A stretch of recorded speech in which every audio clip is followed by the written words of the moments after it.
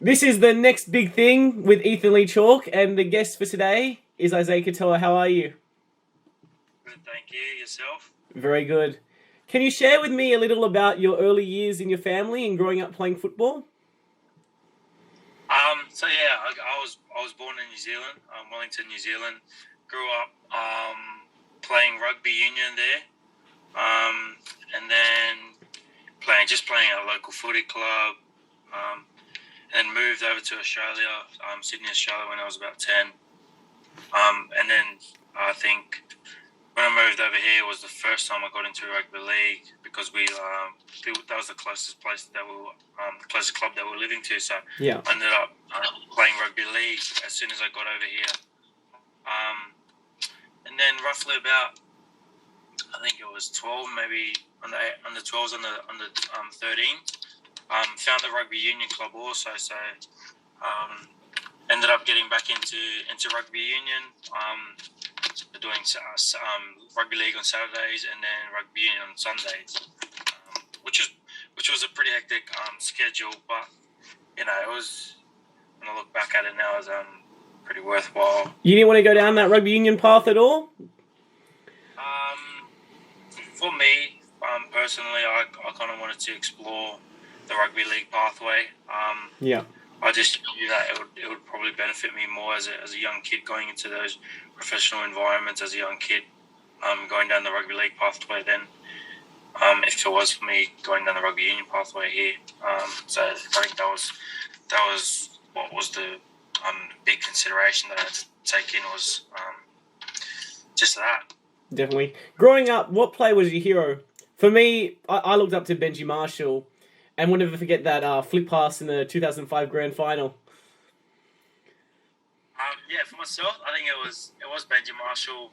I didn't watch much league when I was in New Zealand, actually. Especially as a playmaker as well. Yeah, as a playmaker myself, I always wanted to, have those fancy flick passes and do those massive big steps. So I think he was one of them, and definitely Sean Johnson as well. I used to love watching the big steppers, and I was all about being fancy. So that's what I used to love watching. But as my games developed, as I've gotten a bit older, I think the one that I look up to now is probably Nathan Cleary. Yeah. Just the way he goes about his work. And also I met him a few times. So, definitely him. Did he help give you like tips or pieces of advice? Yeah, no, he definitely has. He definitely has. Worked with him when I was doing a bit of preseason with the first grade squad. And yeah, it's just little things that many halves at younger ages wouldn't probably understand, and wouldn't know the meaning behind. So it was really helpful when it was coming to that kind of stuff. Yeah. What did it mean to you and your family when you were selected in the Tongan squad just recently? It was massive. I probably didn't realize myself how big that was for my family. Obviously I knew that it was a massive achievement, and it was one of my goals to just be a part of the team and just be selected in that team. So to be selected at such a young age, it was pretty surreal. And it kind of didn't really hit me until I got over to New Zealand, and then I was and just seeing my family, made a bit more. Oh, sorry about that. Go on. Yeah. Just made it a bit more surreal that I am in the team, my national team. So no, it was amazing. Even though I didn't play, just getting the experience of being there with those older boys, and just learning off those guys, like it was just an awesome experience. Is that where you're trying to aim for, like to make be a regular player in the Tongan squad? Yeah, no, definitely. That's probably the next step from now for me from now on. But I know that I'm still young and I still to buy my time and kind of earn my way into that squad. It's a pretty good forward pack to be playing off. So, um, they're they don't have many halves coming through the grades. So I think I'm pretty fortunate that I'm at the right age now where I can start developing. And I could be the next kind of sort of halves that come through. Just learning off the halves that are already there, like Junior Monet. They still got Tui Lolohea still there. So I in no words I'm trying to take their spot. But just going there and just learning off them will be pretty cool. If you had the chance to either play for Australia or play for Tonga, which one would you choose? There's kind of been some discussion recently, especially with Brian To'o and Jerome Luai representing Samoa instead of Australia. If it came down to it, who would you play for? For me personally, I'll definitely represent Tonga first. I'm Tongan at heart. I wasn't born in Australia, but I do qualify to play for Australia. So I think that's where I kind of make my decision, is where I'm Tongan at heart. I'm not Australian at heart. So congratulations on the schoolboy selection as well, the Aussie schoolboy selection. Thank you. Appreciate it. Thank you. And obviously a new club next year. How did you feel when the Dolphins first reached out to sign you? Man, that was crazy. I did not expect that.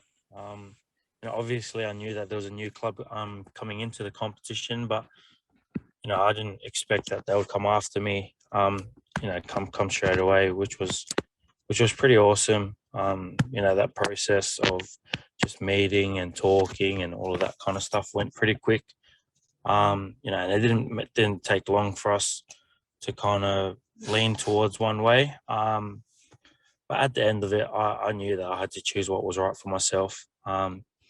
There's no better coach to get coached by than Wayne. And also a massive opportunity with a new club coming into the comp. So pretty excited for it. Have you had any chats or talks with Wayne Bennett yet? Yeah. I've had a few talks to him, but they're just more general. Just how's everything going? How's school going? Just look after my footy, look after my injuries, and just get ready for next year. It'll be crazy. Oh, sorry, the end of the year. This year. Get fit for the preseason. Yeah. And obviously, you got a few Penrith boys joining you at the Dolphins next year. If you could pick one player from the whole NRL competition, who would you want to join? Who would you want to join you at the Dolphins with? Oh, I don't know, actually. That's I just kind of put you on the spot here. Yeah. No, I don't know. I don't know who I've always wanted to play alongside. I think it's not gonna happen, but it would be awesome to play alongside Nathan. Yeah. Just especially to work, if let's say for example if he was at the same club and we were playing together in the halves, just learning off him, just watching how he goes about his work, watching what he does on the field, off the field. So I think that's probably one. You might have to wait. I think it's 4 or 5 years his contract ends. Definitely. So hopefully he can come out to you after he's finished his stint at Penrith, but he'll probably be a lifer there. Yeah. I don't think he will, but who knows? Something could happen. So yeah. How does it feel to have people talking about you as one of the most promising young prospects coming through? Does that place a lot of pressure on you? No, I wouldn't say that puts a lot of pressure on me. I know I'm kind of lucky that I've had a good support group around me to kind of keep me grounded. Keep me humble, make sure I know that nothing. I haven't really done anything yet.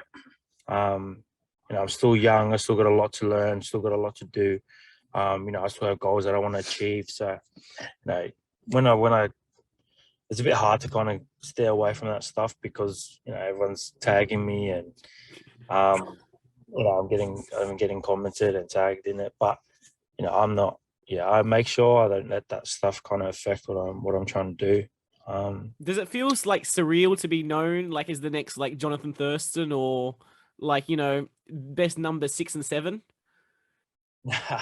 Nah, there's no way I would compare myself to Jonathan Thurston, but um, no, it is surreal that that people are talking about myself. But like I said before, I got a lot of work to do. I got a lot of goals that I want to achieve in life as well. So and I haven't even achieved most of them yet. So um, no, definitely pretty awesome that my name's out there, but I got to keep myself grounded and humble at the same time. Yeah. And your brother played for the Panthers and the Bulldogs before you. Is there a dream for both of you to play together in the same team at some point? Yeah, I mean that would be awesome. Playing alongside your brother in the same team would be unreal. But I know that sometimes circumstances might not lead us in the same direction. So he obviously has a young family that he's got to look after at the moment. So footy's not his priority at the moment. And for me, it's a bit different. I'm not, I'm still young. Still got school. So, but who knows? Down the track, we could end up playing together. But I don't put pressure on him to, trying to come back and play with me before he gets a bit too old and before he kind of hangs up the boots. But yeah, Would you that'd be say awesome. he helped you develop as a player, especially like, growing up, watching him since he's older and stuff? You get to learn a bit off him, and then obviously take away he gets to give you tips and things. Yeah, no, I think if anything, he's been one of the biggest influences in my life. Um, in my footy career as well, just because he's done it and he's been there, he kind of knows the ins and outs of the whole thing, the whole NRL, being a professional athlete, what to eat, what not to eat, um, little things like stretching on your own, if you need, go and work on your extras. So all of those kind of things, he's always been, kind of like a second father figure to me. Just being my oldest brother. But yeah, I think he himself and my dad have been two of the most kind of influential people in my life, especially in my footy career as well. But I think if there's one thing that points out is more the stuff that he's given me off the field. Just how to deal with adversity and how to hold myself around other people. So I think that's one of the biggest things that he's done for me. It'll be so different, especially like playing at like not like the NRL level yet, but like the fans have a big impact once you make that step. Like when you debut, there'll be so much like bad attention or good attention. It's always like with the media or the fans. So it's good that they've helped you with all that adversity and stuff, and then they can teach you like what not to say or what to say, so you don't like make any controversial comments or anything like that. Yeah, exactly. And I'm pretty fortunate to have a brother that's been able to experience that. So he's just kind of passed it out to me, just so when I get there, I'm well prepared and I know what to do. So yeah. What advice would you give to the younger generation who are hoping to play in the NRL one day? I think the biggest advice that I would give these younger boys is just make sure you get around, you get yourself a good support network.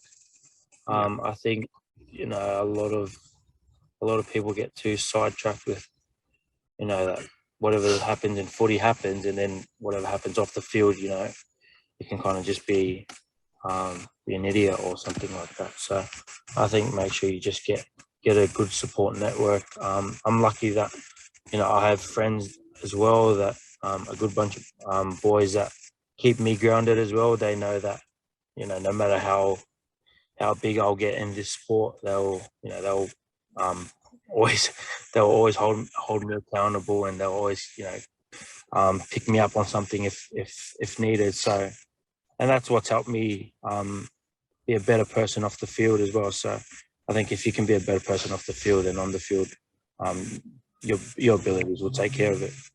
It's good to have a life away from football as well.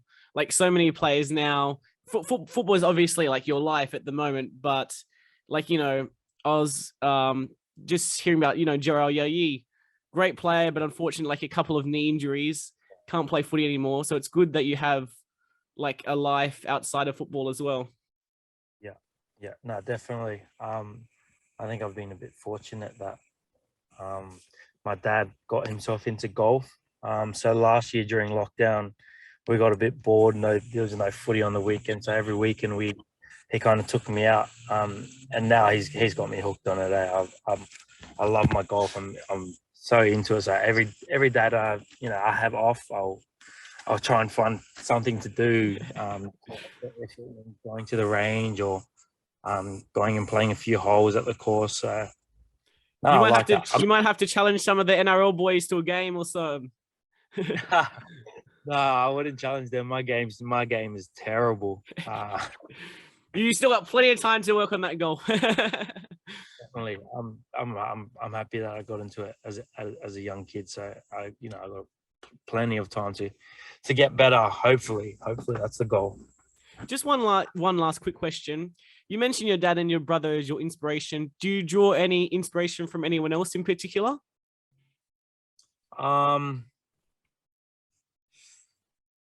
I think probably my two grandfathers. And that's more just what they did off the field. Look how they looked after our families, how they both moved from the Pacific Islands to New Zealand to give our families better lives. So just taking things like that. Hopefully I can kind of use that when I get a bit older. And when I to kind of set up my kids and my family. So. And it's good to help, like, the young Tongan kids coming through the ranks or living over there at the moment. Like, it's good to know that they can also like follow in your footsteps as well. Oh, exactly. I think, back in, what was it? I think it was 2017, when, the likes of Jason Tamalolo, Andrew Fafita turned away, Kiwis and Kangaroo opportunities to come and represent their country, come and represent their heritage. So for the young Tongan kids and Samoan kids and all the Pacific Islander kids to see those, those high profile players do that, it just kind of changes their perspective on everything. Not everything is about the tier one nations. You can always be proud to go and represent where you're from and your heritage and your parents' heritage. So, no, it's good that they've done that. And you can see that from all the fans as well. Oh, exactly. You just see how passionate they are. And they are some crazy fans, but it's unreal, man. Yeah, you definitely would have seen it over in New Zealand. Definitely. That was pretty cool. No, that was pretty cool to see that. Awesome. Thanks so much, Isaiah, for your time. It's really appreciated. And I wish you all the best, especially not too far away from the preseason for the Dolphins now. Yeah, definitely. Not too far. A couple months now. So good luck with that.